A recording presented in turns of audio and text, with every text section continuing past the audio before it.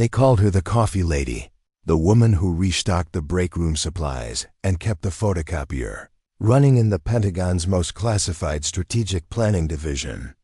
What they didn't know was that Margaret Maggie Thompson had once been the architect of America's most successful military operations, and she was about to remind them that the most dangerous minds often hide behind the most unremarkable faces. Before we jump back in, tell us where you're tuning in from, and if this story touches you, make sure you're subscribed because tomorrow I've saved something extra special for you. The fluorescent lights hummed with mechanical precision in the sterile corridors of the Pentagon's third basement level, where the Strategic Operations Command conducted the kind of planning that never appeared in newspapers or congressional briefings. Here, behind reinforced steel doors marked only with alphanumeric codes, the nation's most sensitive military strategies were developed by teams of analysts, generals, and intelligence specialists who believed they represented the pinnacle of American strategic thinking.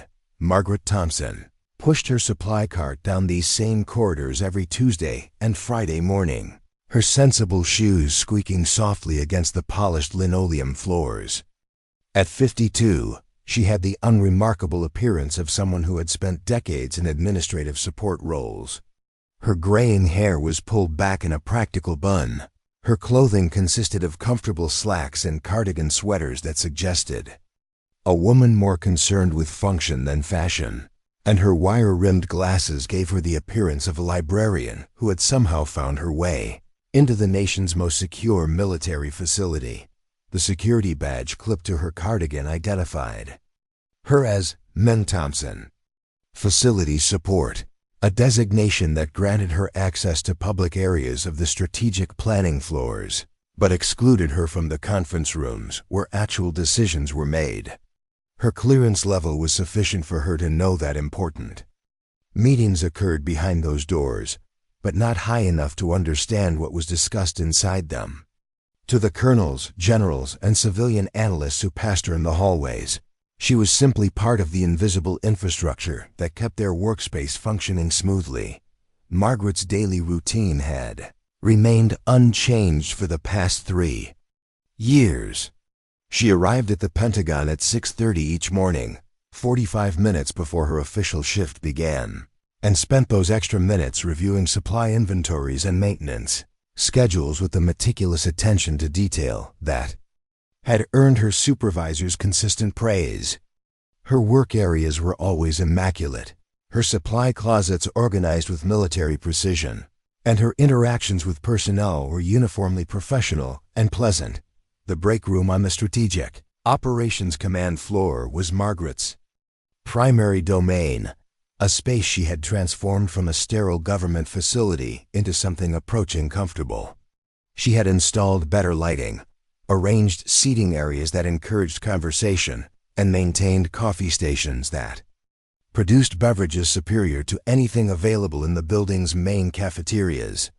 The senior officers who used this space had grown accustomed to finding fresh supplies, clean equipment, and an environment that seemed to anticipate their needs before they voiced them. Margaret's interactions with the strategic planning personnel were limited but cordial. She would greet them politely when they entered her break room, ensure their comfort during long planning sessions, and maintain the equipment they relied on during their extended conferences. Her presence was so familiar and unthreatening that many of these officials had grown comfortable discussing sensitive matters in her vicinity, apparently forgetting that she possessed functional hearing and a mind capable of processing the information that flowed around her. General Harrison Bradley, the commanding officer of Strategic Operations Command, had worked in this facility for 18 months without giving Margaret Thompson more than passing consideration. He viewed her as an efficient but unremarkable civil service employee whose contributions were measured in restocked supply cabinets and properly functioning equipment.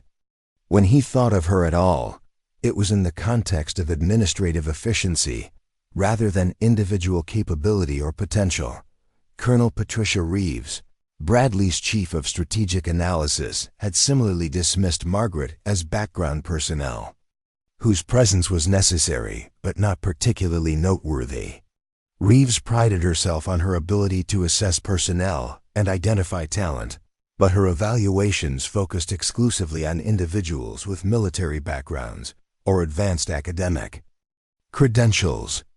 A facilities support worker with a community college education didn't register as someone worthy of detailed attention or consideration. The civilian analysts who formed the core of the strategic planning teams were equally oblivious to Margaret's potential significance. Dr. Michael Hartwell, the lead strategic theorist, viewed her as a helpful but intellectually limited support worker whose contributions were purely logistical.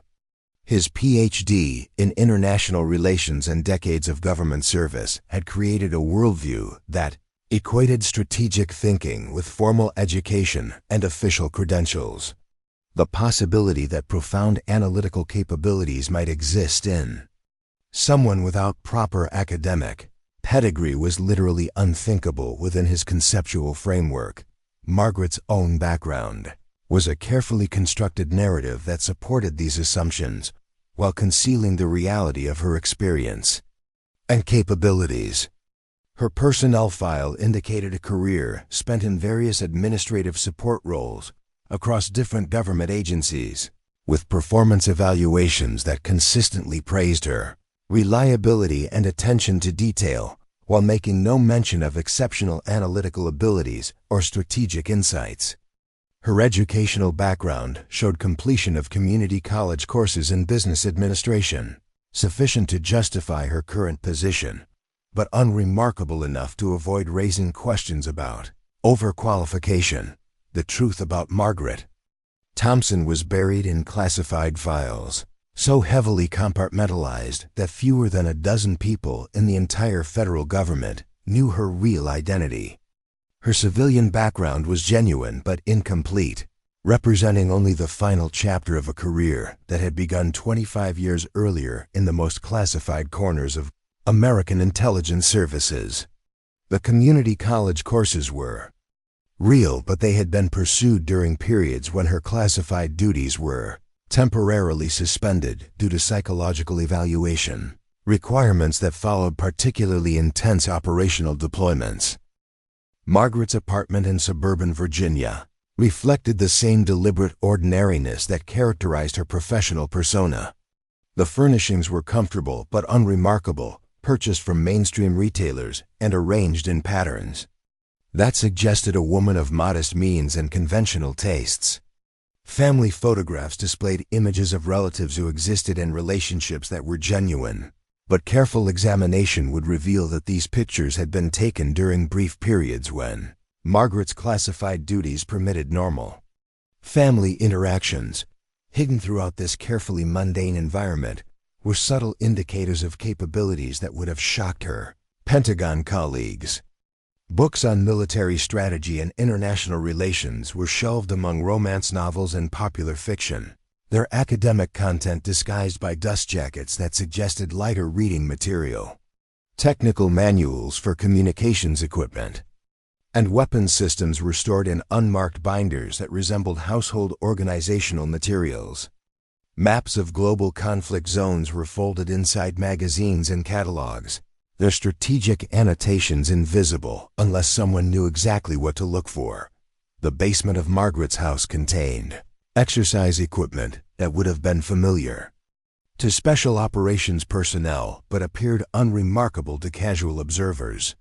The treadmill and weight machines were standard consumer models, but they were supplemented by specialized training tools that could develop the kind of physical conditioning required for high-stress operational environments. The martial arts equipment was stored in containers labeled as household storage, its significance apparent only to someone with knowledge of advanced combat training techniques. Margaret's computer equipment represented perhaps the most sophisticated concealment of all.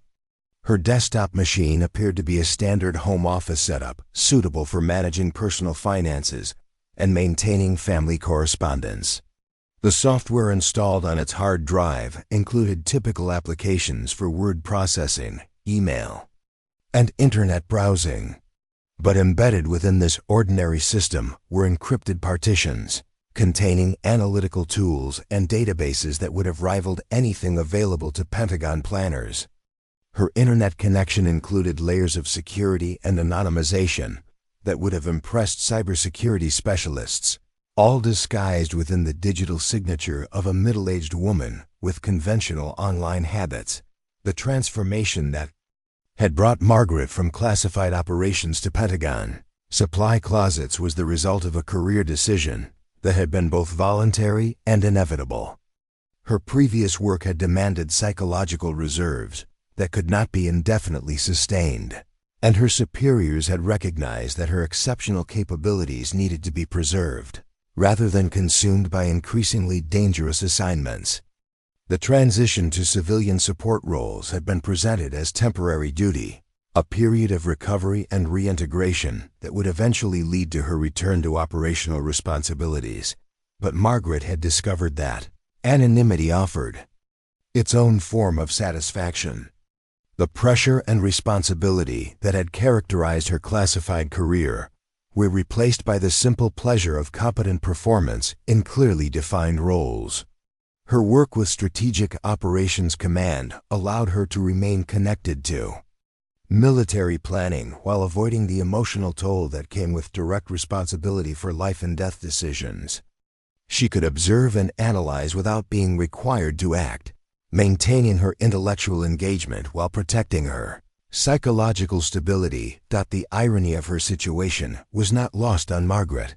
She spent her days in proximity to strategic discussions that would have benefited enormously from her expertise, while her colleagues remained unaware that their supply room attendant possessed analytical capabilities that exceeded their own. She could identify flaws in their reasoning, recognize patterns they missed, and predict outcomes they failed to anticipate. But her commitment to maintaining her cover meant that these insights remained private, shared with no one, and acted upon only in her personal assessments of global developments. Margaret's evening routine included reviewing international news and military developments through sources that ranged from public media to specialized intelligence publications that reached her through carefully maintained channels. Her analysis of these materials was conducted with the same systematic approach that had once characterized her classified work, but now served only to satisfy her intellectual curiosity rather than inform operational decisions. She would prepare detailed assessments of emerging threats and strategic opportunities, then file them away in encrypted storage where they would never be seen or acted upon. The frustration of possessing valuable knowledge while being unable to share it was balanced by the security that came with anonymity. Margaret had seen what happened to intelligence professionals who remained in high-visibility roles too long, watched brilliant minds consumed by stress and responsibility until they became shadows of their former capabilities. Her current position offered protection from those pressures, while allowing her to maintain the analytical skills that defined her professional identity. The morning routine that brought Margaret to the Strategic Operations Command floor each Tuesday and Friday was as carefully orchestrated as any classified mission she had ever undertaken. Her timing ensured that she would be present during the preliminary phases of major planning sessions, when participants were still arriving and settling into their roles. Her positioning allowed her to observe body language, hear informal conversations, and gather intelligence about developing situations without appearing to do anything more than her assigned duties. The break-room conversations that Margaret overheard provided her with a comprehensive understanding of American strategic planning that would have been valuable to foreign intelligence services and academic researchers alike. She learned about emerging threats before they appeared in classified briefings, understood policy debates before they reached senior decision-makers, and recognized patterns in American strategic thinking that could have informed more effective approaches to international relations. But this knowledge remained locked within her own analysis, shared with no one, and applied only to her private understanding of global developments. Preparing and narrating this story took us a lot of time. So if you are enjoying it, subscribe to our channel. It means a lot to us. Now back to the story. The colleagues who dismissed Margaret as a simple facilities worker were about to discover that their assumptions about intelligence, capability, and the relationship between appearance and reality were fundamentally flawed. The crisis that would soon engulf Strategic Operations Command would require exactly the kind of analytical thinking that they believed resided only in individuals with appropriate credentials and official authority. The supply room attendant they barely noticed would prove that the most sophisticated strategic minds sometimes hide behind the most ordinary facades, and that the wisdom they desperately needed had been restocking their coffee supplies for 3 years. Margaret Thompson was about to step out of the shadows and into the war room, where her quiet observations would become decisive interventions and her hidden expertise would save American lives across multiple theaters of operation. The contradiction between her apparent limitations and her actual capabilities was about to be resolved in a way that would forever change how these strategic planners understood the nature of intelligence and the value of looking beyond surface appearances to recognize the extraordinary potential that exists within seemingly ordinary people. The truth about Margaret Thompson's past was contained within a single manila folder secured in a vault 3 levels below the office where she now restocked coffee supplies. The file bore the designation Nightingale 7 and carried classification markings that restricted access to fewer than 8 individuals in the entire United States government. Inside that folder lay documentation of a career so extraordinary that it read like strategic fiction rather than operational history. 20-7 years earlier, Margaret Elizabeth Chun had graduated summa cum laude from MIT with dual degrees in applied mathematics and computer science, completing her undergraduate studies in 3 years while maintaining a perfect grade point average. Her senior thesis on predictive modeling for complex systems had attracted attention from faculty members who recognized capabilities that extended far beyond typical academic achievement. But it was her secondary research into behavioral psychology and game theory that caught the interest of recruiters from agencies whose names didn't appear on any government organizational charts. The transformation from brilliant graduate student to strategic analyst had begun during what appeared to be a routine job interview with a technology consulting firm in Cambridge. The questions had started conventionally enough, focusing on her mathematical background and programming skills. But as the interview progressed, the inquiries had shifted toward hypothetical scenarios involving international conflicts, resource allocation under extreme constraints, and the kind of strategic thinking that suggested her interviewers possessed knowledge that extended far beyond commercial technology applications. Margaret's responses had revealed not just intellectual capability, but an intuitive understanding of human behavior and strategic dynamics that could not be taught through conventional academic methods. Her analysis of complex scenarios demonstrated an ability to identify patterns, predict outcomes, and develop solutions that synthesized mathematical precision with psychological insight. Within 48 hours of that interview, Margaret had received a phone call that would redirect her life toward assignments that officially didn't exist. Her first assignment had been to analyze intelligence data from Soviet military exercises during the final years of the Cold War. Working from a nondescript office building in downtown Washington, Margaret had been tasked with identifying patterns in enemy troop movements that traditional analysis had failed to detect. Her mathematical approach to strategic behavior had revealed deployment patterns that suggested Soviet capabilities and intentions far different from what American intelligence agencies had assumed. Margaret's breakthrough analysis had identified a fundamental flaw in Soviet strategic doctrine that would make their forces vulnerable to specific types of coordinated attacks.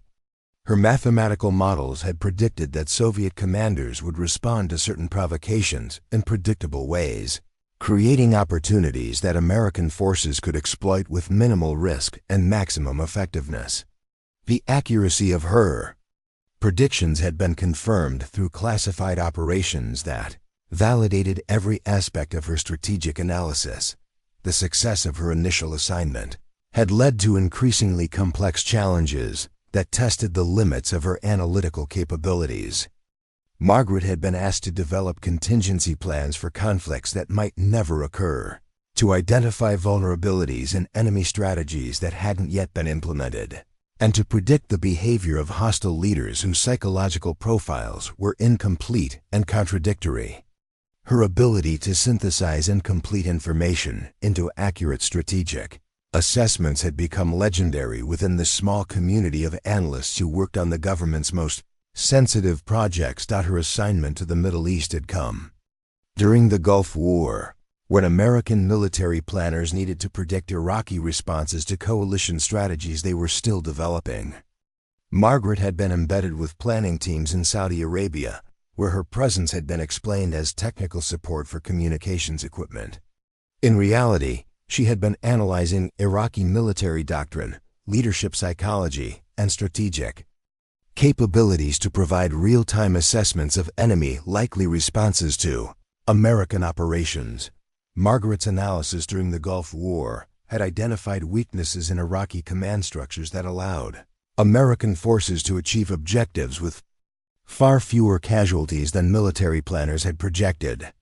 Her mathematical models had predicted exactly how Iraqi forces would respond to specific types of attacks, enabling American commanders to exploit enemy confusion and prevent organized resistance. The speed and decisiveness of the coalition victory had been attributed to superior technology and training, but informed observers knew that strategic analysis had played the crucial role.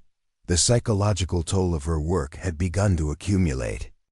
During the years following the Gulf War, when Margaret's assignments had shifted toward counterterrorism operations that required her to think like the enemy in ways that challenged her fundamental beliefs about human nature, she had been asked to predict the behavior of individuals who used violence against civilians as a strategic tool, to anticipate attacks against innocent targets, and to develop countermeasures that often required accepting some casualties in order to prevent larger tragedies.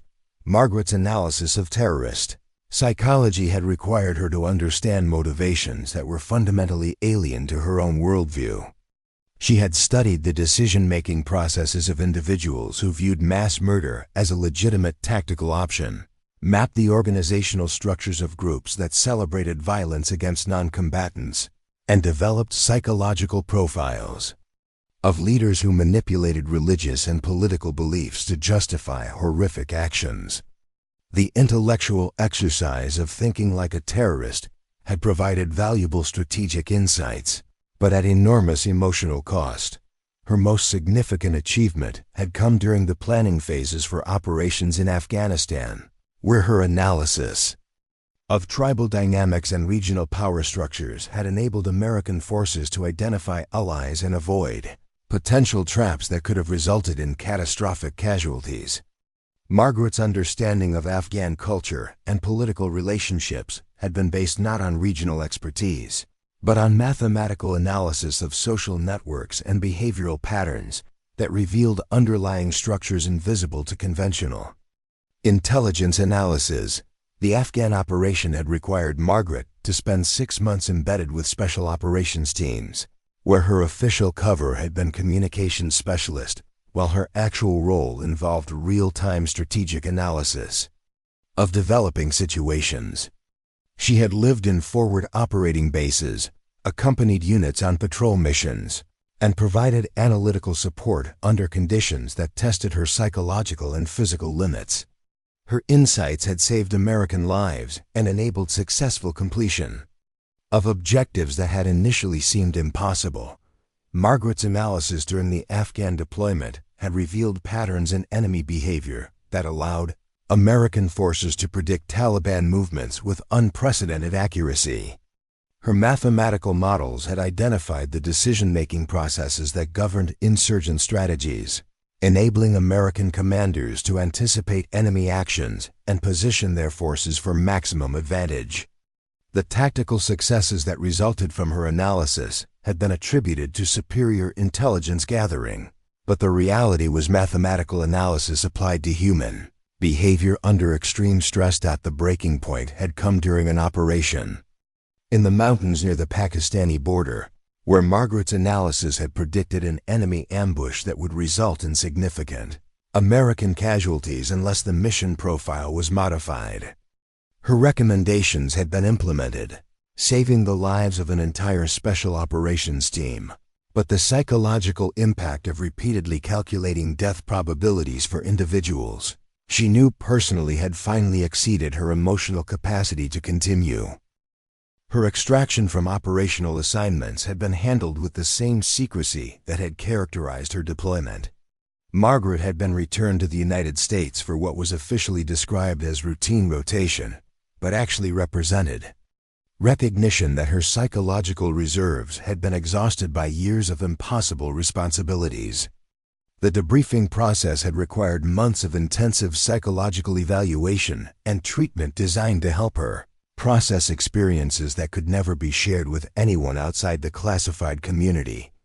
The decision to transition Margaret toward civilian support roles had been made jointly by her supervisors and psychological counselors, who recognized that her exceptional capabilities needed to be preserved rather than consumed by continued operational assignments.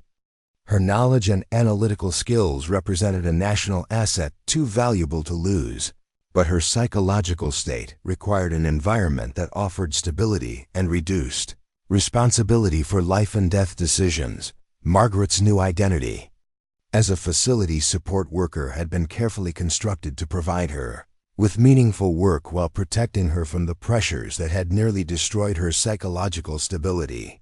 Her assignment to the Pentagon's Strategic Operations Command had been designed to keep her connected to strategic planning, while ensuring that she would not be required to make decisions that carried the kind of responsibility she could no longer handle. The irony of her current situation was that Margaret's proximity to strategic discussions provided her with a comprehensive understanding of American military planning, while her colleagues remained unaware that their supply room attendant possessed analytical capabilities that exceeded anything available to their planning teams.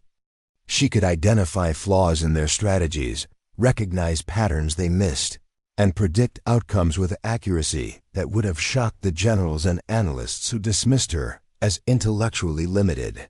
Support personnel. Margaret's evening routine included analysis of international developments that drew upon all the skills and knowledge she had acquired during her classified career. She would review intelligence reports that reached her through carefully maintained channels, analyze military developments through the lens of strategic theory and mathematical modeling, and prepare assessments that synthesized global information into comprehensive strategic evaluations. These analyses were conducted purely for her own intellectual satisfaction, filed away in encrypted storage where they would never influence actual policy decisions. The mathematical models that Margaret had developed during her operational career continued to evolve as she applied them to current global situations. Her analysis of Chinese military development had identified strategic vulnerabilities that American planners hadn't recognized. Her assessment of Russian political dynamics had predicted policy changes months before they were announced. Her evaluation of Middle Eastern conflicts had anticipated developments that surprised intelligence agencies throughout the government, but perhaps Margaret's most significant ongoing analysis involved the effectiveness of American strategic planning itself. Her observations of Strategic Operations Command had revealed systematic flaws in analytical methodology, blind spots in intelligence evaluation, and cognitive biases that prevented military planners from recognizing crucial patterns in enemy behavior. Her mathematical approach to these organizational weaknesses had identified specific areas where American strategic thinking could be improved, but her recommendations remained locked in her private files rather than shared with decision-makers who could implement necessary changes. Margaret's apartment contained equipment and resources that would have been familiar to intelligence analysts at the highest levels of government, all carefully disguised as the possessions of a middle-aged support worker with conventional interests. Her computer systems included access to databases and analytical tools that officially didn't exist, maintained through connections that had been established during her operational career and never formally terminated. Her library included technical manuals and strategic studies that were classified at levels requiring special clearances, their sensitive content hidden within innocent-looking covers and storage systems. The weapons training that Margaret maintained through regular practice sessions at civilian shooting ranges would have impressed special operations personnel, but appeared to her instructors as the hobby of a woman concerned about personal security. Her physical conditioning regimen included exercises designed to maintain the kind of fitness required for high-stress operational environments, but was explained to anyone who noticed as health consciousness appropriate for someone approaching middle age.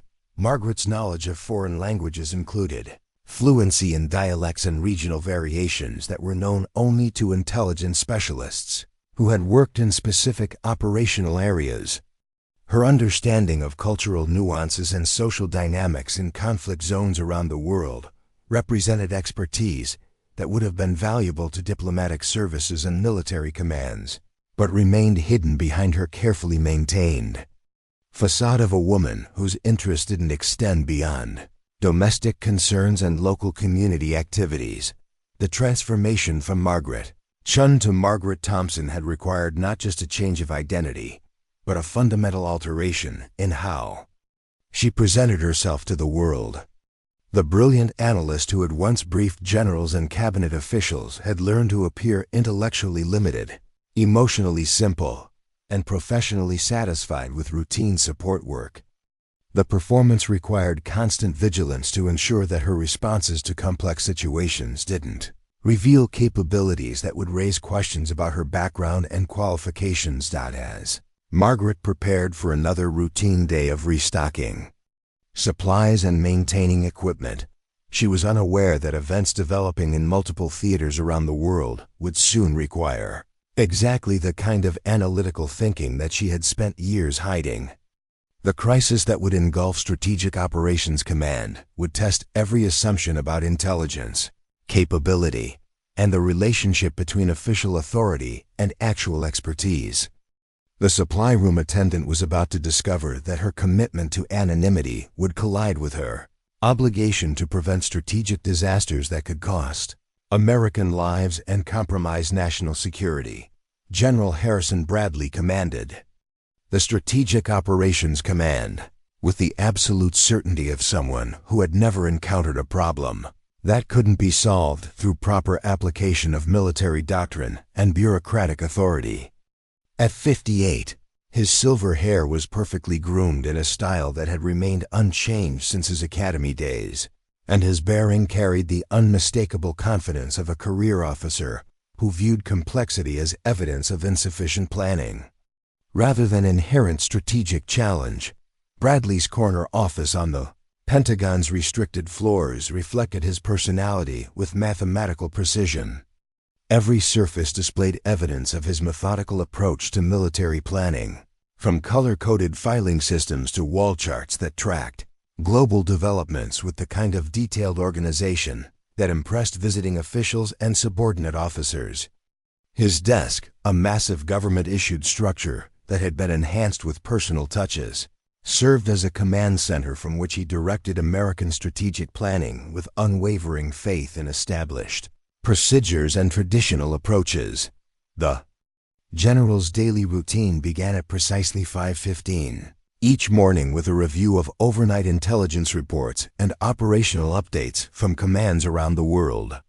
He approached these materials with the systematic thoroughness that had characterized his 34-year military career, categorizing information according to established threat assessments and strategic priorities that reflected decades of institutional experience. His confidence in these analytical frameworks was absolute, reinforced by a career that had rewarded adherence to proven methods rather than innovative thinking. Bradley's philosophy of strategic planning was built upon the fundamental belief that military effectiveness depended on disciplined application of established doctrine rather than improvisation or intuitive analysis. He viewed the modern military's increasing reliance on computer modeling and behavioral psychology as dangerous departures from proven approaches that had secured American victories in previous conflicts. In his estimation, strategic planning was a science that could be mastered through proper training and systematic application of tested principles. The civilian analysts who worked within his command structure occupied a particularly complex position in Bradley's worldview. He recognized their technical expertise and valued their ability to process large volumes of information with speed and accuracy that exceeded traditional military capabilities. But he also maintained fundamental reservations about their understanding of military realities and their ability to appreciate the psychological dimensions of strategic planning that could only be learned through actual command experience. Margaret Thompson had first attracted Bradley's attention during a routine inspection of support facilities 18 months earlier, when her supervisor had mentioned her exceptional organizational skills and attention to detail. The general had observed her work briefly during that visit, noting her efficient management of supply systems and her apparently thorough understanding of administrative procedures. His assessment had been positive but unremarkable, categorizing her as competent support personnel whose contributions were valuable, but not particularly significant to strategic operations. Bradley's interactions with civilian support staff were carefully structured to maintain appropriate professional relationships while avoiding the kind of informal contact that might undermine military hierarchy or create uncomfortable situations.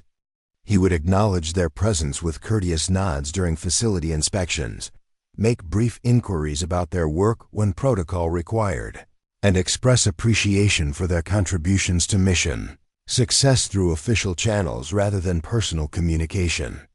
His approach reflected military training that emphasized clear boundaries between command authority and support functions. The general's attitude toward women in military environments was complicated by decades of institutional change that had required constant adaptation to evolving policies and social expectations. He had learned to navigate these changes through careful adherence to official guidelines while privately maintaining reservations about certain aspects of gender integration that he would never voice in professional settings. His public statements consistently emphasized merit-based evaluation and equal opportunity, but his informal decisions often reflected unconscious biases that influenced assignment patterns and promotional recommendations. Bradley's relationship with his immediate staff reflected his preference for officers whose backgrounds and approaches aligned with his own strategic philosophy.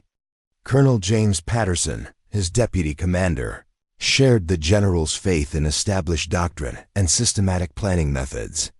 Major Lisa Chun, his intelligence liaison, had demonstrated analytical capabilities that impressed Bradley while maintaining the kind of professional demeanor that he valued in subordinate officers. Captain Robert Wilson, his aide and confidant, had learned to anticipate the general's needs while managing information flow in ways that supported his decision-making preferences. The Strategic Operations Command that Bradley directed represented the culmination of decades of institutional development aimed at improving American strategic planning capabilities. The facility housed some of the military's most sophisticated analytical tools, employed personnel with exceptional qualifications and experience, and maintained connections to intelligence sources throughout the government and allied nations. Bradley viewed this command as validation of his approach to military leadership and evidence that traditional methods could be enhanced through modern technology without sacrificing proven principles. Dr. Richard Nathaniel, the civilian director of strategic analysis, occupied a unique position within Bradley's command structure that required constant navigation of competing loyalties and conflicting perspectives. Nathaniel's academic background and analytical expertise were valued by the general, but his lack of military experience created ongoing tension about the relative importance of theoretical knowledge versus operational reality. Their working relationship was professionally cordial, but intellectually strained, reflecting fundamental disagreements about strategic methodology that neither man fully acknowledged. The analytical teams that formed the core of strategic operations command were composed of military officers and civilian specialists whose diverse backgrounds and approaches created both strengths and weaknesses in their collective capabilities. Their mathematical models and computer simulations could process vast amounts of information with remarkable speed, but their results often reflected the limitations of their underlying assumptions about human behavior and strategic dynamics. Bradley's confidence in these tools was qualified by his recognition that military planning ultimately depended on human judgment that couldn't be reduced to algorithmic analysis. Margaret's daily presence in the Strategic Operations Command work areas had made her familiar to personnel who had grown accustomed to her quiet efficiency and unobtrusive service. Her restocking of supply areas and maintenance of equipment occurred with such regularity that most staff members had ceased to notice her individual presence, viewing her instead as part of the facility's operational infrastructure. This invisibility had gradually provided her with access to informal conversations and planning discussions that revealed far more about American strategic thinking than any official briefing could have conveyed. The coffee area that Margaret maintained had become an unofficial gathering place, where officers and analysts would discuss ongoing projects and share perspectives that might not appear in formal reports. These conversations occurred in her presence with the kind of casual disregard for security protocols that reflected their assumption that support personnel lacked the background knowledge necessary to understand strategic implications. Margaret's ability to process this information remained hidden behind her carefully maintained facade of simple competence and limited intellectual curiosity. Bradley's growing frustration with strategic operations command's analytical limitations had begun to manifest in increasingly critical assessments of their performance and more demanding requirements for supporting documentation. Recent briefings had failed to provide the kind of clear guidance that he expected from sophisticated analytical systems, and his confidence in civilian analytical capabilities was being eroded by results that seemed to reflect theoretical knowledge rather than practical understanding of military realities. The general's criticism of analytical methodologies had created tension throughout his command structure that affected both military and civilian personnel. Officers who had invested their careers in modern analytical approaches found themselves defending techniques that Bradley increasingly viewed as inadequate substitutes for proven strategic principles. Civilian analysts who had been recruited for their expertise in mathematical modeling and behavioral analysis discovered that their contributions were being evaluated according to criteria that didn't reflect their actual capabilities or training. Margaret's observations of these developing tensions provided her with insights into organizational dynamics that would have been valuable to leadership consultants and management theorists studying military bureaucracy. She recognized the symptoms of institutional conflict between traditional approaches and innovative methods, understood the psychological pressures that were affecting decision-makers at various levels, and could predict the likely outcomes of current trends with accuracy that would have impressed organizational behavior specialists. The quarterly review session that had occurred 3 weeks earlier had crystallized Bradley's concerns about strategic operations command's analytical capabilities, while revealing the depth of his frustration with results that failed to meet his expectations for clarity and actionable guidance. His critique of analytical methodologies had been delivered with the kind of systematic thoroughness that characterized his approach to all professional challenges, but the emotional undertones had suggested deeper concerns about his ability to maintain effective command over analytical processes that he didn't fully understand. Dr. Nathaniel's response to Bradley's criticism had been professionally diplomatic but intellectually defensive, reflecting his own frustration with military leadership that seemed unable to appreciate the complexity of modern strategic analysis. The civilian director's explanation of methodological limitations and analytical constraints had been accurate but ineffective, failing to address the general's fundamental concerns about practical applicability and operational relevance. Their exchange had revealed communication gaps that reflected deeper philosophical differences about the nature of strategic planning and the relationship between theoretical knowledge and practical application. Margaret's presence during the preliminary phases of this review session had provided her with a comprehensive understanding of the analytical weaknesses that were undermining Strategic Operations Command's effectiveness. Her mathematical background enabled her to recognize the specific limitations in their modeling approaches, while her operational experience allowed her to identify the practical consequences of these methodological flaws. But her commitment to maintaining her cover prevented her from offering insights that could have resolved many of the problems that were creating increasing frustration throughout the command. Structured at the personnel evaluation reports that Bradley had been reviewing reflected his growing dissatisfaction with analytical performance and his increasing emphasis on traditional military qualifications rather than specialized technical expertise. Officers with combat experience were receiving more favorable assessments than civilian analysts with superior academic credentials, suggesting a systematic bias toward conventional military backgrounds that would have long-term implications for Strategic Operations Command's analytical capabilities. Margaret's own personnel file had been reviewed during this process with the kind of perfunctory attention that reflected her perceived insignificance within the command structure. Her performance ratings had been consistently positive, but the evaluations focused exclusively on administrative efficiency rather than analytical potential or strategic understanding. The possibility that exceptional capabilities might be hidden behind her unremarkable facade was literally inconceivable within Bradley's conceptual framework for assessing personnel value and potential contributions.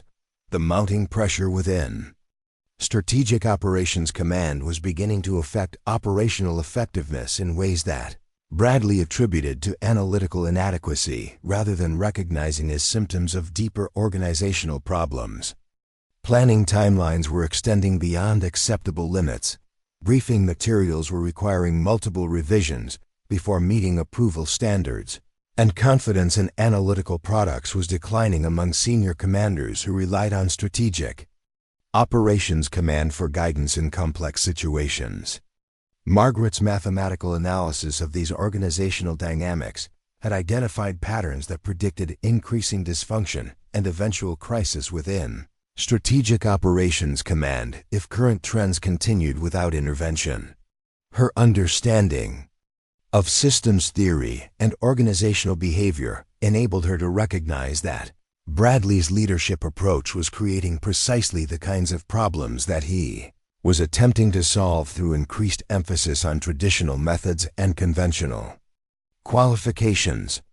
The international developments that were beginning to create new challenges for American strategic planning would soon test every assumption about analytical methodology and command effectiveness that characterized Bradley's approach to military leadership. The general's faith in established procedures and proven principles was about to collide with strategic realities that required exactly the kind of innovative thinking and mathematical analysis that he had systematically devalued. The supply room attendant who had observed these mounting tensions with growing concern was about to discover that her commitment to anonymity would conflict with her recognition that Strategic Operations Command was approaching a crisis that could compromise American security interests and cost lives in multiple theaters of operation. The emergency alert that pierced the Strategic Operations Command at 4:17 on a Tuesday morning would later be remembered as the moment when theoretical strategic planning collided with operational reality in ways that no amount of training or institutional preparation could have anticipated. The simultaneous development of three separate international crises created a perfect storm of complexity that tested every assumption about American analytical capabilities and revealed fundamental flaws in strategic planning, methodologies that had been decades in development. Margaret Thompson was restocking the emergency supply cabinets when the first wave of classified communications began flooding into Strategic Operations Command from intelligence stations around the globe. The overnight skeleton crew that monitored international developments had been overwhelmed by the sudden acceleration of events in multiple theaters, creating information bottlenecks that threatened to paralyze decision-making processes at precisely the moment when rapid response capabilities were most desperately needed. The crisis in the South China Sea had erupted without warning when Chinese naval forces had surrounded a group of disputed islands while simultaneously jamming communication systems that prevented accurate assessment of their intentions or capabilities. American intelligence satellites had detected massive troop movements and naval deployments that suggested preparation for either defensive operations or aggressive expansion. But traditional analytical methods were proving inadequate for determining which scenario was actually developing. Simultaneously, intelligence reports from Eastern Europe indicated that Russian military units were conducting exercises near NATO borders with deployment patterns that deviated significantly from previously observed training protocols. The movements appeared to be either elaborate deception operations designed to mask actual strategic intentions or genuine preparation for military actions that could trigger Article 5 responses from alliance partners. The ambiguity created by conflicting intelligence assessments was generating pressure for immediate, strategic decisions based on incomplete and potentially contradictory information. The third element of the developing crisis involved terrorist activities in the Middle East that seemed to be coordinated with the military developments in Asia and Europe. Intelligence agencies had intercepted communications suggesting that extremist groups were planning attacks against American interests that would coincide with the military tensions in other regions. The possibility that these apparently separate events were actually elements of a coordinated strategy designed to overwhelm American response capabilities was creating unprecedented challenges for strategic planners who had never faced simultaneous threats of this magnitude. General Bradley's initial response to these developing crises reflected his systematic approach to strategic planning and his confidence in established procedures for managing complex situations. He had immediately activated emergency protocols that brought his full analytical team into the command center while simultaneously requesting priority intelligence support from agencies throughout the government. His assumption was that methodical application of proven analytical techniques would quickly clarify the strategic situation and enable appropriate response planning. Dr. Nathaniel's civilian analytical team had been working for 6 hours to process the incoming intelligence when it became apparent that their computer models and mathematical algorithms were producing contradictory results that reflected the limitations of their underlying assumptions about enemy behavior and strategic coordination. The sophistication of their analytical tools was being overwhelmed by the complexity of situations that involved multiple actors with potentially conflicting objectives, operating across different geographical and political contexts simultaneously. The morning briefing that Bradley had demanded for 7:30 became a frustrating exercise in analytical uncertainty that highlighted every weakness in Strategic Operations Command's methodological approaches. Military officers presented intelligence assessments that contradicted civilian analytical products, while computer models generated probability calculations that seemed to bear little relationship to the strategic realities developing in multiple theaters around the world. Margaret's position in the command center during these emergency sessions had been justified by the need for additional communication support and supply coordination that emergency operations required.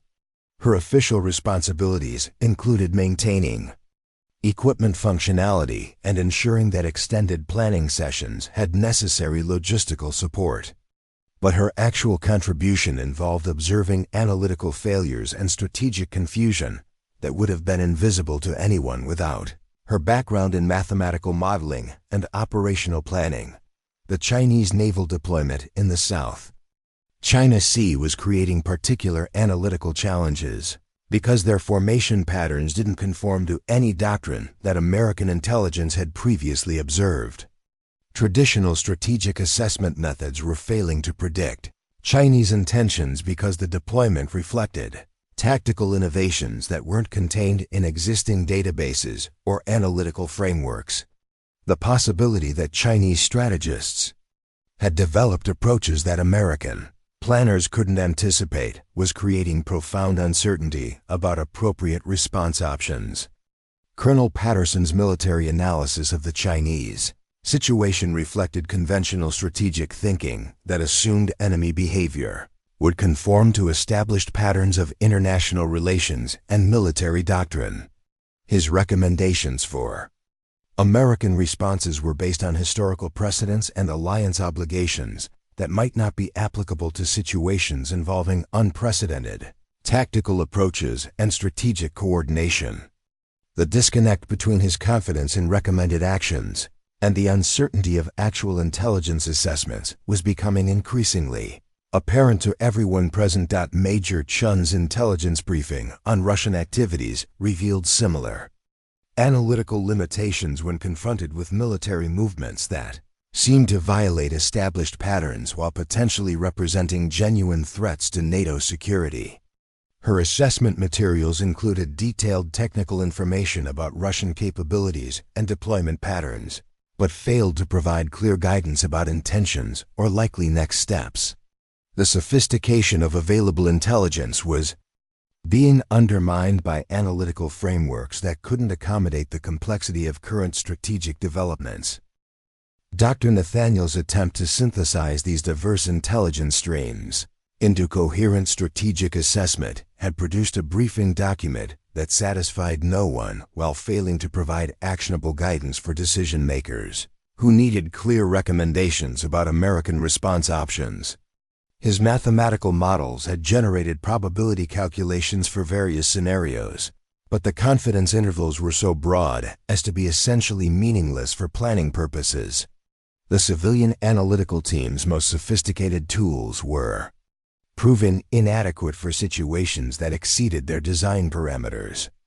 Margaret's observation of these analytical failures triggered recognition patterns that she had developed during her operational career when faced with similar situations involving incomplete information and complex enemy strategies.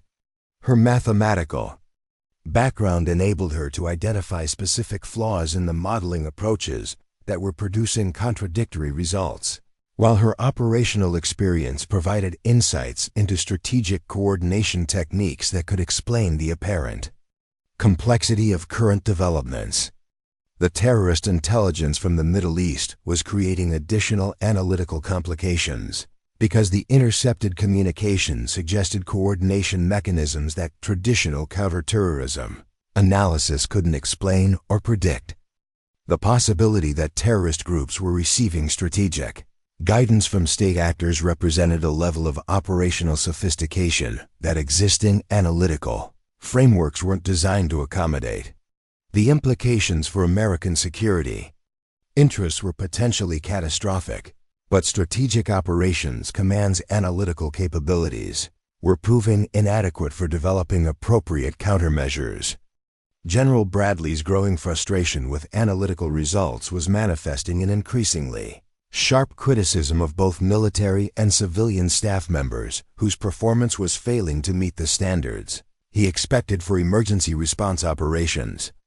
His confidence in established procedures was being eroded by results that seemed to confirm his worst fears about modern analytical methods and their inability to provide reliable guidance for strategic decision-making under pressure. The timeline pressures created by simultaneous international developments were compressing decision-making processes in ways that eliminated Opportunities for the kind of methodical analysis that Bradley preferred while creating demands for immediate responses based on uncertain intelligence and contradictory assessments. The general systematic approach to strategic planning was being overwhelmed by situations that required rapid adaptation to changing circumstances and innovative responses to unprecedented challenges. Margaret's mathematical analysis of the developing situations had identified patterns that suggested these apparently separate crises were indeed elements of a coordinated strategy designed to exploit specific weaknesses in American analytical capabilities and response procedures. Her understanding of systems theory and strategic coordination enabled her to recognize tactical innovations that were invisible to conventional analysis while predicting likely next steps that could help American planners anticipate enemy actions, rather than simply reacting to developments after they occurred. The pressure within Strategic Operations Command was reaching critical levels as the morning progressed without significant improvement in analytical clarity or strategic guidance. Personnel who had been working continuously since the emergency alerts began were showing signs of fatigue and stress that were affecting their performance, while creating additional complications for already overwhelmed analytical processes. The human limitations that affected sustained high-pressure operations were becoming factors in strategic planning effectiveness. Dr. Nathaniel's second attempt at comprehensive strategic assessment had produced results that were marginally better than his initial briefing, but still failed to provide the kind of clear guidance that emergency response operations required. His team's mathematical models were generating more refined probability calculations, but the underlying uncertainties about enemy intentions and capabilities were preventing accurate predictions about likely developments or optimal response strategies. The communication systems that connected Strategic Operations Command with intelligence sources around the world were approaching capacity limits as information requests and analytical requirements exceeded normal operational parameters. The technological infrastructure that supported American strategic planning was proving inadequate for situations that required rapid processing of unprecedented volumes of intelligence from multiple sources simultaneously. Margaret's recognition that Strategic Operations Command was approaching complete analytical paralysis coincided with her understanding that the developing international crises represented genuine threats to American security interests that required immediate and effective responses. Her commitment to maintaining anonymity was beginning to conflict with her professional obligation to prevent strategic disasters that could result from analytical failures and inadequate strategic guidance. The mathematical models that Margaret had developed during her operational career provided frameworks for understanding the current strategic situation that were fundamentally different from the approaches being employed by Strategic Operations Command's analytical teams.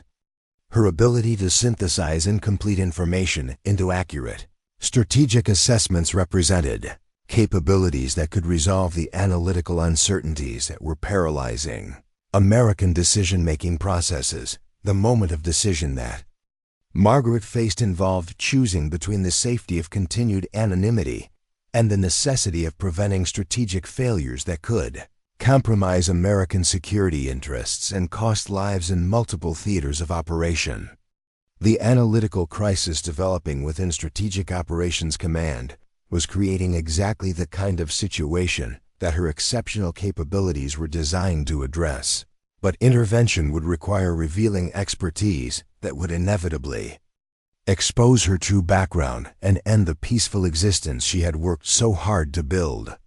As Margaret prepared to make the choice that would transform her from invisible support worker to strategic analyst, she recognized that the developing international crises represented test cases that would determine whether American strategic planning capabilities were adequate for the challenges of modern international relations. The supply room attendant was about to discover that her most important mission was just beginning, and that her greatest contribution to national security would require abandoning the anonymity that had protected her psychological recovery while revealing capabilities that could save American lives and preserve strategic interests around the world. The moment that would forever change Strategic Operations Command began when Margaret Thompson stood up from her position near the supply station and walked directly toward the central briefing area where General Bradley was conducting his third emergency planning session of the morning. Her movement was purposeful and confident, carrying none of the diffident hesitation that had characterized her interactions with command personnel for the previous 3 years. General Bradley, Margaret's voice cut through the confused discussions and contradictory analyses with the kind of clarity and authority that immediately commanded attention from everyone present. Your analytical teams are failing because they're using methodologies that assume rational state actors operating independently. The pattern you're seeing indicates coordinated action designed specifically to exploit weaknesses in American strategic planning procedures. The silence that followed her statement was profound and electric. Every person in the command center had turned to stare at the supply room attendant, who had just delivered a strategic assessment with terminology and confidence that suggested expertise far beyond anything her personnel file indicated. General Bradley's expression shifted from surprise to anger as he processed the unprecedented breach of protocol that had just occurred in his most secure planning facility. Miss Thompson. Bradley's voice carried the edge of command authority being challenged by subordinate personnel. You are out of line and out of your depth. Return to your assigned duties immediately while we handle strategic matters that require actual military expertise. Margaret's response was to walk directly to the central display screen where confusing intelligence reports and contradictory analytical products were creating visual chaos that mirrored the intellectual confusion afflicting the planning team. Her fingers moved across the control interface with practiced familiarity that suggested extensive experience with strategic planning systems, organizing the disparate information streams into coherent patterns that revealed underlying structures invisible to conventional analysis. The Chinese naval deployment in the South China Sea isn't defensive positioning. Margaret continued, her mathematical background enabling her to process complex tactical information with speed that left military officers struggling to follow her reasoning. It's a demonstration of coordination capabilities designed to test American response timelines. The formation patterns indicate they're measuring our analytical speed rather than preparing for actual combat operations. Dr. Nathaniel attempted to interrupt her analysis with professional objections about unauthorized personnel accessing classified planning systems, but Margaret's continued manipulation of the display screens was revealing intelligence connections that his team had missed entirely. Her synthesis of seemingly unrelated information streams was producing strategic insights that addressed every analytical failure that had been frustrating Strategic Operations Command since the crisis began. The Russian movements near NATO borders are synchronized with Chinese operations using timing protocols that suggest joint planning at the highest strategic levels. Margaret's analysis continued with the systematic thoroughness that had once characterized her classified briefings for cabinet-level officials. They're not preparing for actual military operations. They're conducting a comprehensive assessment of American alliance response capabilities and decision-making timelines. Colonel Patterson's military training prompted him to challenge the authority of civilian personnel providing strategic analysis without proper clearances or official authorization. But his objections were being overwhelmed by the accuracy of Margaret's observations and the clarity of her analytical approach. The patterns she was identifying in enemy behavior were so obvious once explained that their previous analytical failures seemed almost embarrassingly inadequate. Margaret's reconstruction of the terrorist intelligence from the Middle East revealed coordination mechanisms that linked apparently independent extremist activities to the military demonstrations occurring in Asia and Europe. Her understanding of strategic planning and psychological operations enabled her to recognize that the intercepted communications were deliberately designed to be discovered, creating false intelligence that would misdirect American attention, while masking the actual objectives of the coordinated operations. The goal isn't military conquest or terrorist attacks. Margaret's voice carried the absolute certainty that came from mathematical analysis applied to strategic behavior. They're conducting intelligence-gathering operations disguised as military threats. Every response protocol we activate provides them with detailed information about American decision-making processes, command structures, and analytical capabilities that they can use to develop countermeasures for actual conflicts. The transformation that was occurring in Strategic Operations Command extended far beyond Margaret's individual revelation of hidden expertise.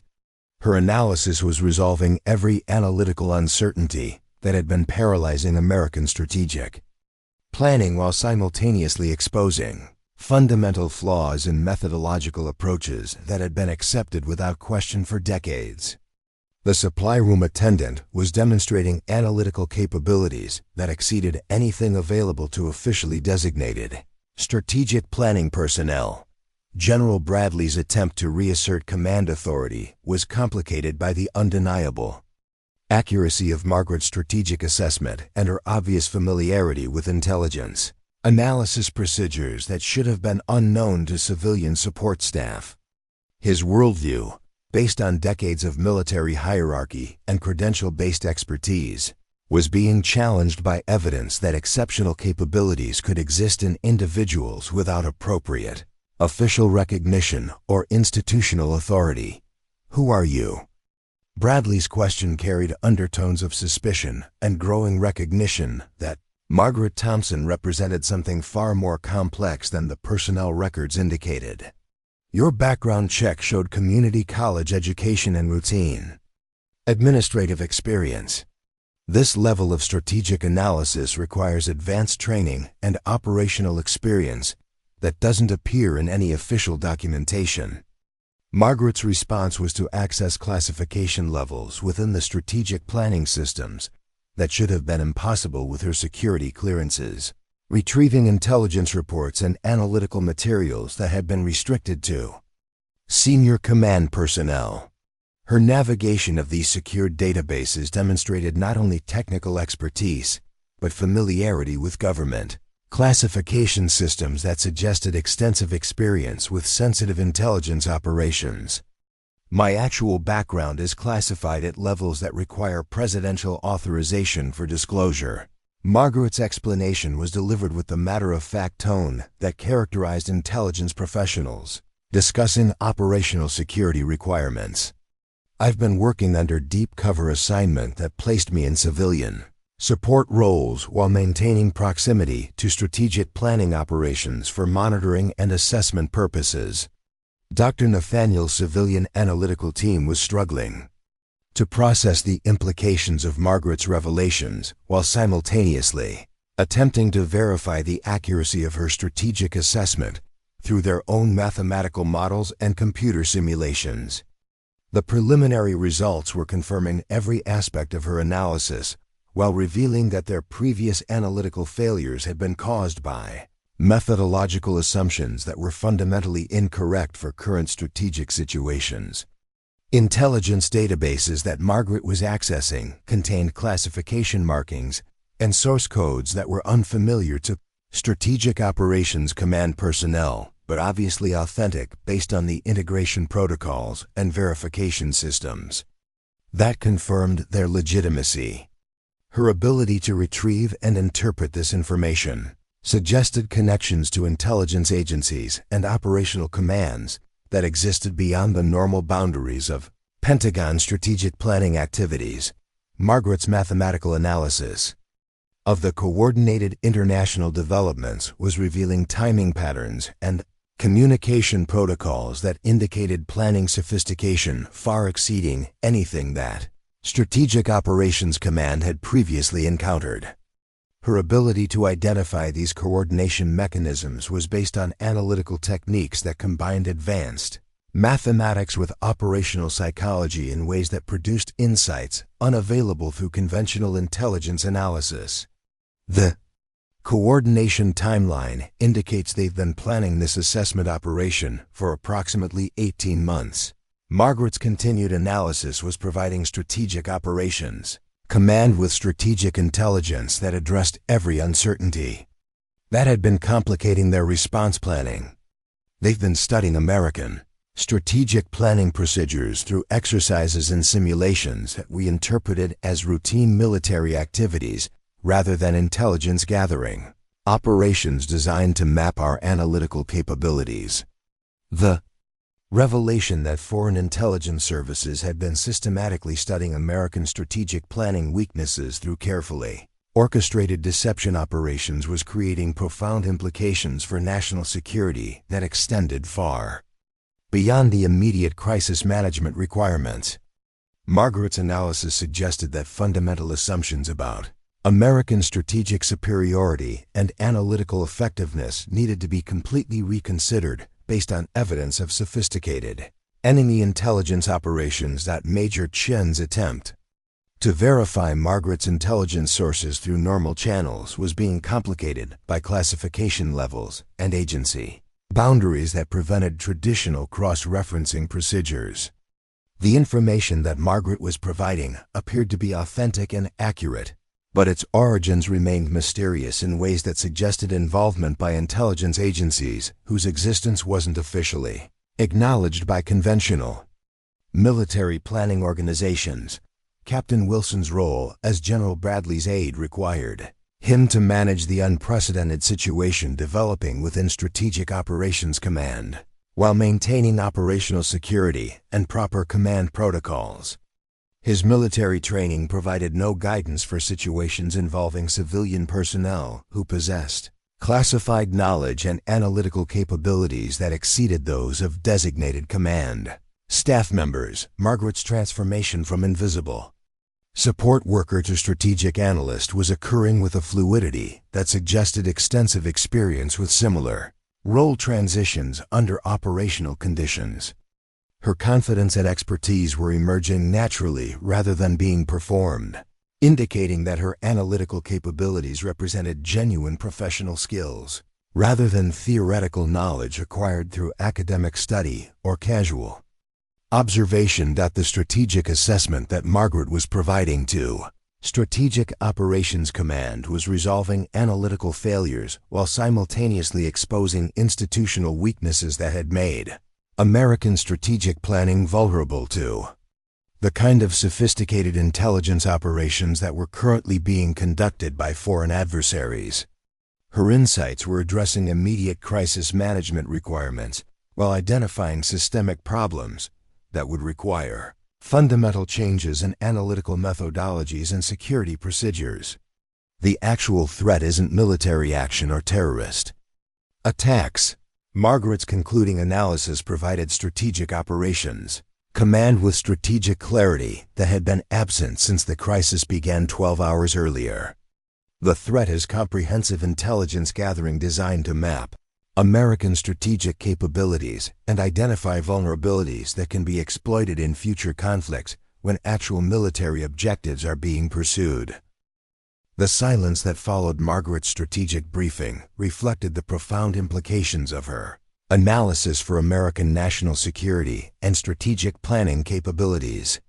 The supply room attendant had revealed herself as possibly the most qualified strategic analyst ever to work within Strategic Operations Command, while simultaneously exposing intelligence vulnerabilities that threatened the effectiveness of American military planning in future international conflicts.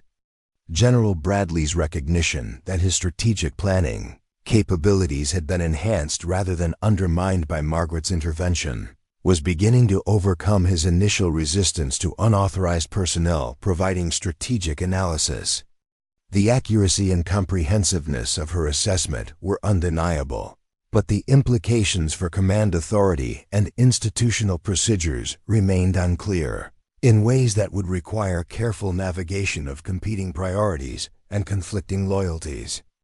Margaret Thompson had emerged from 3 years of anonymous observation to reveal capabilities that would forever change Strategic Operations Command's understanding of expertise, authority, and the hidden potential that could exist within seemingly ordinary organizational structures. The crisis that had threatened to overwhelm American strategic planning capabilities was being resolved through insights provided by someone whose true qualifications had been invisible to every credential-based assessment system employed by military planning organizations. The immediate aftermath of Margaret's strategic revelation transformed Strategic Operations Command from a center of analytical confusion into a precisely coordinated response machine that demonstrated American strategic capabilities at their most effective. Her mathematical framework for understanding the coordinated intelligence operations provided military planners with prediction algorithms that enabled them to anticipate enemy actions while simultaneously feeding false information back through the same channels that foreign adversaries had been using to study American decision-making processes. General Bradley's phone call to the Secretary of Defense occurred 37 minutes after Margaret's initial intervention, requesting emergency consultation about personnel security, protocols, and strategic analytical capabilities that exceeded anything in his previous experience. The conversation required careful navigation of classification boundaries and operational security requirements while conveying the essential information that Strategic Operations Command had identified sophisticated intelligence operations targeting American strategic planning capabilities. Dr. Nathaniel's civilian analytical team found themselves in the unprecedented situation of working under the guidance of someone whose mathematical modeling capabilities exceeded their most advanced computer systems while demonstrating practical, strategic experience that transformed theoretical analysis into actionable intelligence. Margaret's synthesis of their technical capabilities with her operational insights was producing analytical products that represented quantum improvements over anything they had previously achieved. The verification process that followed Margaret's strategic assessment involved classified communications with intelligence agencies whose existence was known only to senior Pentagon officials and cabinet-level personnel. The authentication codes and operational references that Margaret provided during these conversations confirmed her legitimacy, while revealing connections to intelligence operations that had been conducted at the highest levels of government authorization and strategic importance. Colonel Patterson's military analysis of Margaret's strategic framework revealed mathematical elegance and operational sophistication that addressed every analytical failure that had been plaguing Strategic Operations Command since the crisis began. Her approach to predictive modeling combined advanced statistical techniques with psychological insights that enabled accurate forecasting of enemy behavior under complex operational conditions. The integration of her methodologies with existing intelligence systems was producing strategic clarity that transformed chaotic information streams into coherent tactical guidance. The Chinese naval operations in the South China Sea were being reinterpreted through Margaret's analytical framework as sophisticated intelligence-gathering exercises that had been systematically studying American response timelines and decision-making procedures. Her mathematical models were predicting Chinese naval movements with such accuracy that American intelligence services could now anticipate their actions while providing carefully crafted responses designed to conceal the extent of American analytical capabilities. Margaret's counterintelligence recommendations involved feeding selected false information through the same communication channels that Chinese forces had been monitoring, creating deliberate analytical confusion that would prevent accurate assessment of American strategic capabilities while simultaneously gathering intelligence about Chinese information processing procedures. Her approach transformed American strategic disadvantage into operational superiority through mathematical precision applied to psychological manipulation. The Russian military exercises near NATO borders were being exposed as coordination tests. designed to measure alliance response times and assess American consultation procedures with European partners. Margaret's analysis revealed communication protocols and timing patterns that indicated extensive Russian knowledge of NATO decision-making processes, suggesting intelligence penetration that extended far beyond anything previously suspected by American counterintelligence services. Major Chun's intelligence coordination with European allies was being enhanced by Margaret's insights into Russian operational psychology and strategic planning methodologies. Her mathematical models were enabling NATO forces to provide responses that appeared genuine while actually communicating false information about alliance capabilities and response procedures. The sophisticated deception operations that Margaret designed were turning Russian intelligence gathering exercises into American intelligence advantages. The terrorist communications from the Middle East were being revealed as elaborate deception operations designed to misdirect American counter-terrorism resources while masking coordination between state actors and extremist organizations. Margaret's analysis of communication patterns and timing protocols exposed psychological manipulation techniques that had been systematically exploiting American analytical biases and procedural assumptions. Captain Wilson's coordination of Margaret's strategic recommendations with Pentagon leadership involved classified briefings that required emergency clearance upgrades and operational security protocols normally reserved for the most sensitive intelligence operations. The scope of foreign intelligence penetration that Margaret had identified was creating implications for American national security that extended far beyond immediate crisis management to fundamental questions about strategic planning, vulnerability, and analytical methodology. The immediate tactical advantages that Strategic Operations Command gained through Margaret's analytical framework were being translated into strategic deception operations that would provide long-term intelligence benefits while preventing foreign adversaries from accurately assessing American capabilities. Her mathematical approaches to information warfare were creating opportunities for American intelligence services to turn enemy intelligence operations into sources of strategic advantage. Dr. Nathaniel's recognition that Margaret's capabilities exceeded anything available through conventional academic or professional development was prompting fundamental questions about intelligence recruitment, training methodologies, and the relationship between theoretical knowledge and operational effectiveness. Her analytical techniques represented innovations that could revolutionize American strategic planning if properly integrated into institutional procedures and training programs. The communication systems that connected Strategic Operations Command with global intelligence networks were being enhanced by Margaret's insights into foreign monitoring capabilities and information processing procedures. Her understanding of enemy analytical methodologies enabled American intelligence services to design communication protocols that would appear routine, while actually concealing sensitive information and providing false intelligence to hostile monitoring systems. General Bradley's growing appreciation for Margaret's analytical contributions was complicated by his recognition that her capabilities raised profound questions about personnel, evaluation procedures, and the identification of exceptional talent within military organizations. Her 3 years of anonymous service in supply support roles represented both a security success and an institutional failure that needed to be addressed through fundamental changes in talent recognition and development procedures. The international responses to American strategic actions were being predicted with remarkable accuracy through Margaret's mathematical models, enabling diplomatic and military leaders to anticipate foreign reactions while designing countermeasures that would prevent escalation while maintaining strategic advantages.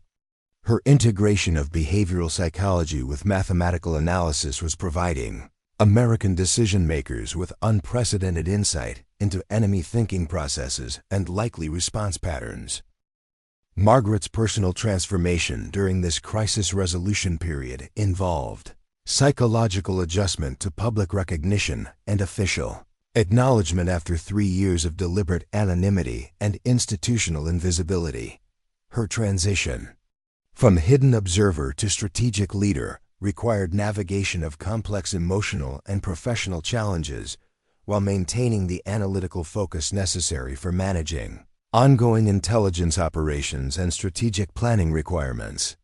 The security investigation that followed Margaret's emergence involved comprehensive background verification and operational history review conducted by intelligence agencies whose methods and conclusions remained classified at the highest levels of government. The authentication process confirmed her legitimacy while revealing operational achievements that explained her exceptional analytical capabilities and justified the trust being placed in her. Strategic recommendations, the mathematical models that Margaret developed for predicting enemy behavior during coordinated intelligence operations were being incorporated into Strategic Operations Command's permanent analytical capabilities, providing American strategic planners with tools that could prevent similar deception operations in future international conflicts. Her methodological innovations represented permanent enhancements to American intelligence capabilities that would provide long-term strategic advantages. The foreign intelligence services that had been conducting systematic assessment of American strategic capabilities discovered that their carefully planned operations were being turned against them through countermeasures that demonstrated American analytical sophistication far exceeding their assumptions. Margaret's counterintelligence design was providing American intelligence agencies with comprehensive intelligence about foreign capabilities while preventing accurate enemy assessment of American strategic strengths and weaknesses. Dr. Nathaniel's civilian analytical teams were being retrained in mathematical techniques and behavioral analysis methods that Margaret had developed during her operational career, providing Strategic Operations Command with enhanced analytical capabilities that combined academic rigor with practical operational experience. The integration of her innovations with existing analytical systems was creating hybrid approaches that exceeded the capabilities of either traditional military analysis or conventional academic research. The strategic implications of Margaret's intervention extended far beyond immediate crisis resolution to fundamental improvements in American intelligence gathering, analytical methodology, and strategic planning effectiveness.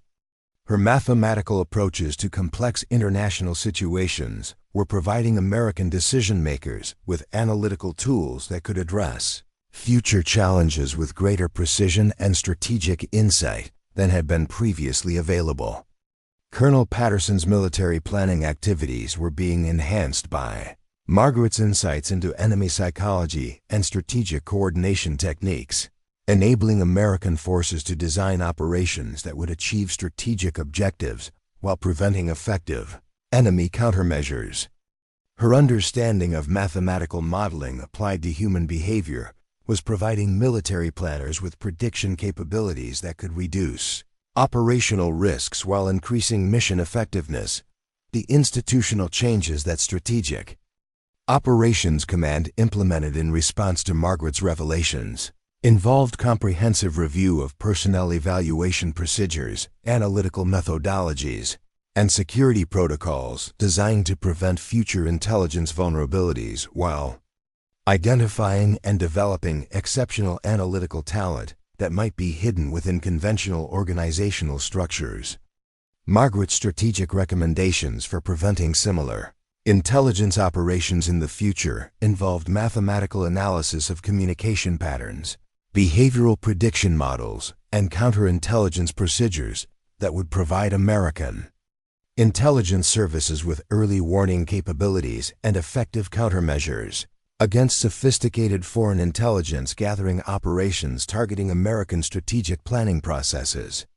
The resolution of the international crisis demonstrated that American strategic capabilities, when properly directed through Margaret's analytical frameworks, could turn apparent disadvantages into strategic opportunities while providing long-term intelligence benefits that would enhance American national security interests in future international conflicts. The supply room attendant had not only resolved immediate threats, but had fundamentally improved American strategic planning capabilities for decades to come. Major Chun's intelligence coordination activities were being expanded to include implementation of Margaret's counterintelligence methodologies throughout American intelligence agencies, providing comprehensive protection against foreign intelligence operations, while creating opportunities for American intelligence gathering that would provide strategic advantages in future international situations requiring sophisticated analytical capabilities and strategic planning effectiveness. The transformation of Strategic Operations Command from analytical confusion to strategic effectiveness demonstrated that exceptional individual capabilities, when properly recognized and employed, could overcome institutional limitations and methodological inadequacies that might otherwise compromise American strategic interests and national security requirements during complex international crises, requiring rapid response and sophisticated analytical insight. 2 years after the crisis that transformed Strategic Operations Command, Margaret Thompson stood before a joint session of the Senate Intelligence Committee and House Armed Services Committee, delivering testimony that would reshape American intelligence policy and strategic planning doctrine for the next generation. Her position as Director of Advanced Strategic Analysis represented the culmination of a career journey that had taken her from anonymous supply room attendant to the most influential strategic thinker in American government. The hearing room was filled with senators, representatives, military officials, and intelligence professionals who had gathered to understand how a single individual's intervention had prevented what could have been the most significant intelligence disaster in modern American history. Margaret's prepared testimony addressed not only the specific events that had exposed foreign intelligence operations, but also the systematic reforms that her experience had inspired throughout the intelligence community. Her analysis of the coordinated foreign intelligence operations revealed the sophistication of enemy strategic thinking that had been systematically underestimated by American intelligence agencies for decades. The mathematical models she had developed during the crisis were now being used by intelligence services throughout the government to identify and counter similar operations before they could achieve their intelligence gathering objectives. Her methodological innovations had become standard procedures that protected American strategic planning from foreign penetration. The Thompson Doctrine, as it had become known within intelligence circles, represented a fundamental shift in how American agencies approached strategic analysis and threat assessment. Her integration of advanced mathematics with behavioral psychology had created analytical frameworks that could predict enemy actions with unprecedented accuracy while simultaneously identifying opportunities for American strategic advantage that traditional analysis had missed entirely. Margaret's work with the Central Intelligence Agency had led to the development of new recruitment and training programs designed to identify individuals with exceptional analytical capabilities regardless of their academic backgrounds or conventional qualifications. The recognition that extraordinary strategic thinking could emerge from unexpected sources had prompted comprehensive review of personnel evaluation procedures throughout the intelligence community.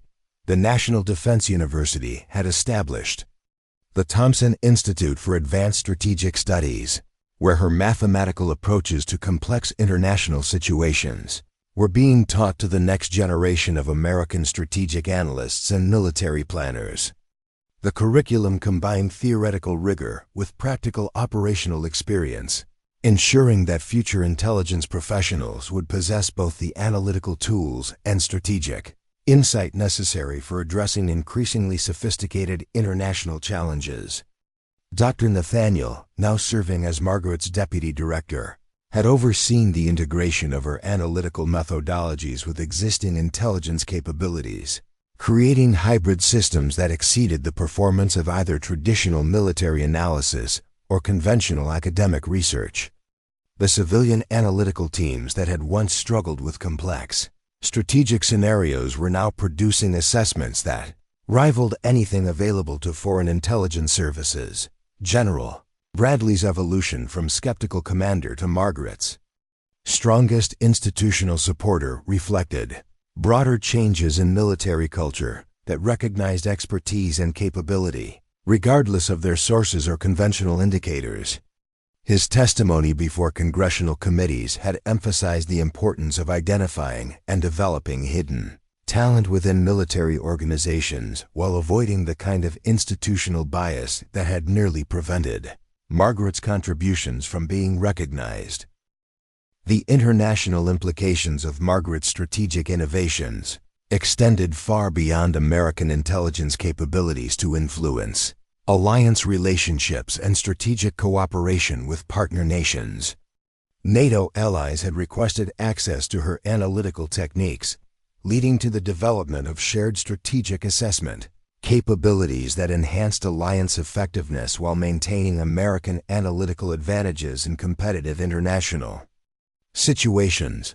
The mathematical modeling techniques that Margaret had pioneered were being applied to economic analysis, diplomatic negotiation, and international development programs, demonstrating that her approach to complex systems could address challenges far beyond traditional military and intelligence applications.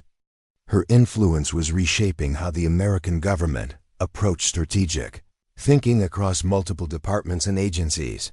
Margaret's personal office in the Pentagon occupied space that had once housed traditional strategic planning facilities. But her work environment reflected the integration of advanced mathematical analysis with cutting-edge technology systems that enabled real-time strategic assessment of global developments. The transformation of her workspace mirrored the broader changes that her contributions had inspired throughout American strategic planning infrastructure. The mentorship program that Margaret had established for young analysts focused on developing mathematical intuition and strategic thinking capabilities that combined analytical rigor with creative problem-solving approaches. Her recognition that exceptional strategic analysis required both technical competence and psychological insight had informed training programs that were producing analysts whose capabilities exceeded traditional academic or military preparation. Colonel Patterson, now serving as Margaret's military liaison, coordinated the implementation of her strategic methodologies throughout Department of Defense planning activities, ensuring that her innovations enhanced military effectiveness while maintaining operational security and strategic advantage. His role involved translating her mathematical frameworks into practical military applications that could be employed by commanders with varying levels of analytical background. The foreign intelligence services that had conducted the systematic assessment operations targeting American strategic capabilities discovered that their analytical assumptions about American intelligence effectiveness had been fundamentally incorrect. Margaret's counterintelligence innovations had provided American agencies with a comprehensive understanding of foreign capabilities while preventing accurate enemy assessment of American strategic strengths and analytical sophistication. Major Chun's intelligence coordination activities had expanded to include implementation of Margaret's predictive modeling techniques throughout American intelligence agencies, providing early warning capabilities and strategic assessment tools that enabled proactive rather than reactive responses to emerging international threats. Her work demonstrated that mathematical precision applied to human behavior could provide strategic advantages that traditional intelligence gathering methods couldn't achieve. The academic conferences that featured Margaret's research attracted international attention from universities, think tanks, and research institutions whose scholars recognized that her mathematical approaches to strategic analysis represented breakthrough innovations in understanding complex international systems. Her publications were influencing academic research while maintaining the operational security necessary for protecting sensitive intelligence capabilities. Captain Wilson's role as Margaret's executive assistant involved managing her extensive correspondence with researchers, policymakers, and international strategic analysts who sought access to her insights and methodological innovations. The global recognition of her contributions was creating opportunities for strategic cooperation and knowledge sharing that enhanced American influence while advancing international understanding of complex strategic challenges. The technology companies that partnered with Margaret's Institute were developing software applications and analytical tools based on her mathematical models, creating commercial products that could enhance strategic planning capabilities for businesses, nonprofit organizations, and academic institutions, while maintaining the security classifications necessary for protecting sensitive government applications. Margaret's influence on diplomatic negotiation was recognized through her consultation work with the State Department, where her mathematical approaches to understanding negotiation psychology and strategic behavior were enabling American diplomats to achieve better outcomes in complex international agreements and conflict resolution efforts. Her insights were improving American diplomatic effectiveness while maintaining strategic relationships with allied nations. The congressional legislation that established permanent funding for advanced strategic analysis research reflected legislative recognition that Margaret's innovations represented national assets that required continued development and institutional support. The bipartisan support for her programs demonstrated that strategic analytical capabilities transcended political divisions and party affiliations when they provided clear benefits for American national security. The international students who attended Margaret's Institute represented future strategic leaders from allied nations whose training in her analytical methodologies would enhance global strategic cooperation while maintaining American leadership in strategic analysis and predictive modeling.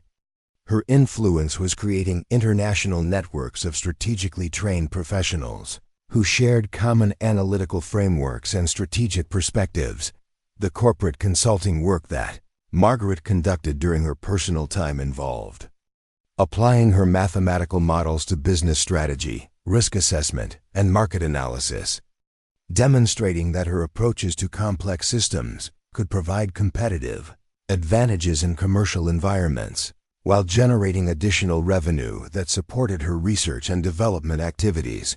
The book that Margaret had written about her strategic analysis methodologies became required reading at military academies, business schools, and international relations programs, spreading her influence throughout educational institutions while maintaining the operational security necessary for protecting classified applications of her techniques.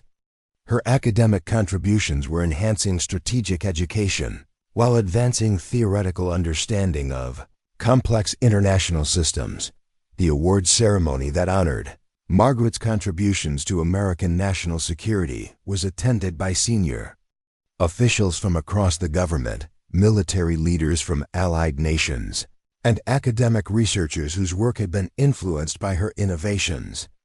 The recognition reflected not only her individual achievements, but also the broader transformation of American strategic thinking that her contributions had inspired. The documentary film that chronicled Margaret's journey from anonymous supply worker to strategic leader had reached audiences throughout America and allied nations, inspiring individuals to recognize that exceptional capabilities might exist in unexpected places, while encouraging organizations to develop more sophisticated approaches to talent identification and development. Margaret's legacy extended beyond her specific contributions to strategic analysis to encompass fundamental changes in how American institutions approached expertise, capability assessment, and the relationship between conventional credentials and actual performance. Her story had become a powerful reminder that the most valuable strategic assets might be hiding in plain sight, waiting for the right circumstances to reveal their true potential. The evening routine that concluded Margaret's working days now included reviewing strategic assessments from analysts around the world who were applying her methodologies to emerging international challenges, providing her with satisfaction that her innovations were continuing to enhance American strategic capabilities while contributing to global security and international stability. As Margaret prepared to leave her Pentagon office, she reflected on the transformation that had brought her from invisible support worker to recognized strategic leader, while maintaining her commitment to using mathematical precision and analytical rigor for protecting American interests and advancing international understanding. The supply room attendant had become a strategic visionary whose influence would continue, shaping American strategic thinking for generations to come. The young analyst who knocked on Margaret's door represented the next generation of strategic thinkers who would carry forward her innovations while developing new approaches to the evolving challenges of international relations and strategic competition. Lieutenant Sarah Martinez, a mathematics PhD who had joined Strategic Operations Command specifically to work with Margaret's methodologies, embodied the future of American strategic analysis. Dr. Thompson, Sarah said, using the title that reflected Margaret's honorary doctorate and institutional recognition. I've been analyzing the patterns in emerging cyber warfare activities, and I think I've identified coordination protocols that suggest state-sponsored operations targeting American infrastructure systems. Margaret smiled, recognizing the same analytical intuition and mathematical precision that had once enabled her own breakthrough insights. Show me your mathematical models, Lieutenant. Let's see if we can predict their next moves before they make them. The conversation that followed demonstrated that Margaret's greatest legacy wasn't her individual achievements, but her success in training others to think strategically and analytically about complex international challenges. The next generation of American strategic analysts would possess tools and insights that could address future threats with capabilities that exceeded anything available to foreign adversaries. The supply room attendant who had once restocked coffee and maintained office equipment had transformed American strategic thinking while inspiring countless individuals to recognize that extraordinary capabilities often exist in the most ordinary places, waiting for the right moment to change the world. Up next, you've got two more standout stories right on your screen. If this one hits the mark, you won't want to pass these up. Just click and check them out. And don't forget to subscribe and turn on the notification bell so you don't miss any upload from us.